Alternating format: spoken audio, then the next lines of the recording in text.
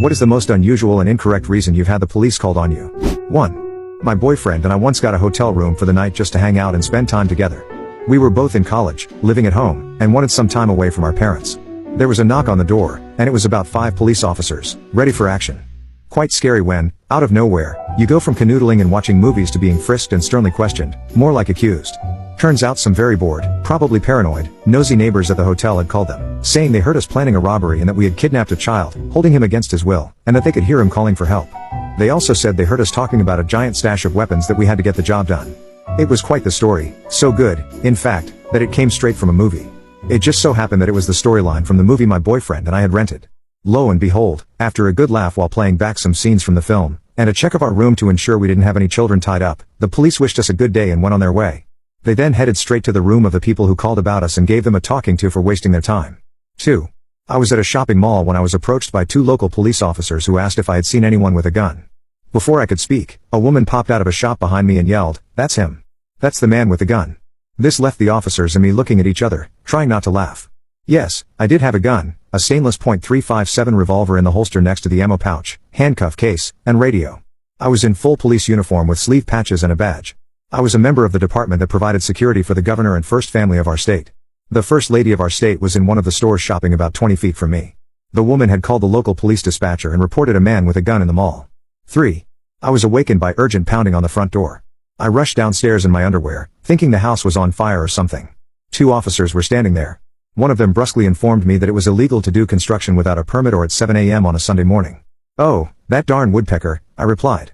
"It pecks on the metal flashing on the roof and sounds just like a jackhammer." A plate of brownies appeared on my front porch later that day with a sheepish apology from my neighbor. 4. My dad was a complete bastard. He was abusive, and although I repeatedly tried to work through it and even go so far as to go to counseling, he never felt in the wrong for beating me up.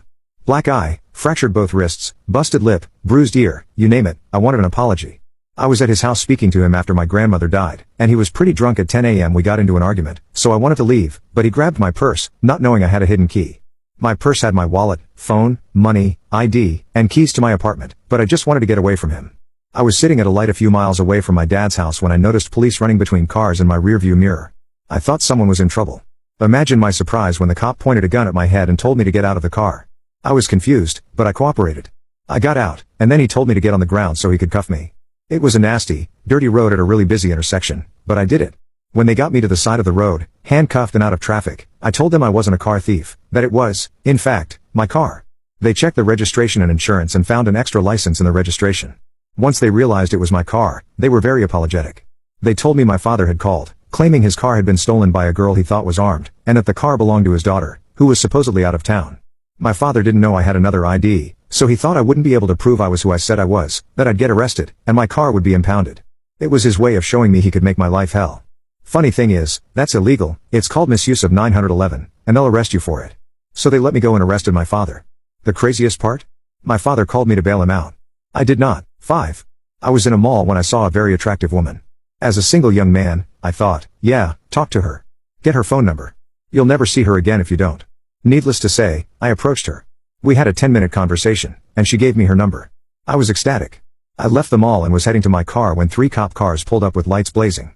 They jumped out and started asking me a bunch of questions. I told them I'd had a harmless conversation with a woman and that was the end of it. The cops just chuckled, as if to say, good job. Apparently, the young security guard at the mall called the cops on me as if I were some kind of stalker. This was 10 years ago, and I'm still appalled by it. If there was a problem, why didn't the security guard just confront me? What was the use of calling the cops? I'm an honest guy. If security had wanted me to leave, all they had to do was say so. I would have left. The whole thing was blown way out of proportion. The good news is, the cops realized what was going on and just laughed about the whole thing. I got to meet the girl later for coffee, too. It was worth it. 6. A guy was giving the staff of a KFC a hard time and being very rude to a young, rather shy staff member. I intervened. He got very upset and agitated. He called me a swine and a Nazi. He was from Spain. I told him, in no uncertain words, that I wasn't berating him because he was from Spain, but because he was behaving like an asshole. Out of the blue, he pulled out some pepper spray and attacked me. Luckily, I was able to dodge most of it, though not all, which will become important later. All this took mere seconds. Bystanders and the poor staffer weren't as lucky as I was, let that sink in. This guy used pepper spray and hit multiple bystanders, as well as half the counter full of food. Then he called the police. They stormed in, berating me, and were close to handcuffing me. That's when the restaurant manager stepped in and told the police that I was just protecting his staff member and that he'd gladly provide the police and DA with the videotapes. Furthermore, he insisted on identifying the Spanish guy because the shop had to be closed down, causing losses. It was a Saturday evening, prime time. We were both taken in for questioning, me as a witness, which took about 2 hours. I didn't file a complaint because I was pretty sure the guy was already in deep trouble. When I was finally free to go, I went back to the KFC to check on the poor girl. The manager told me she had been treated in a hospital but had already called to say she was feeling much better. It turned out I was right, the Spanish guy was in deep trouble. The restaurant belonged to a corporate franchisee, and they were about to sue him. Plus, I finally got a meal and a coffee. When I tried to pay, the manager looked at me like he wanted to kill me for a second, then winked. The last thing I heard was that the Spanish guy was charged with multiple cases of aggravated assault. It turned out pepper spray is illegal to use against humans in Germany and is considered a dangerous weapon by law. Plus, he was being sued by a large corporation for damages during 2 hours of prime time on a Saturday evening. The corporation would also pay all legal fees for the poor girl as a joint plaintiff for damages and compensation. 7. We had a birthday party at McDonald's for my 8-year-old. We had set it up with their party coordinator weeks ahead of time and invited most of his second grade class.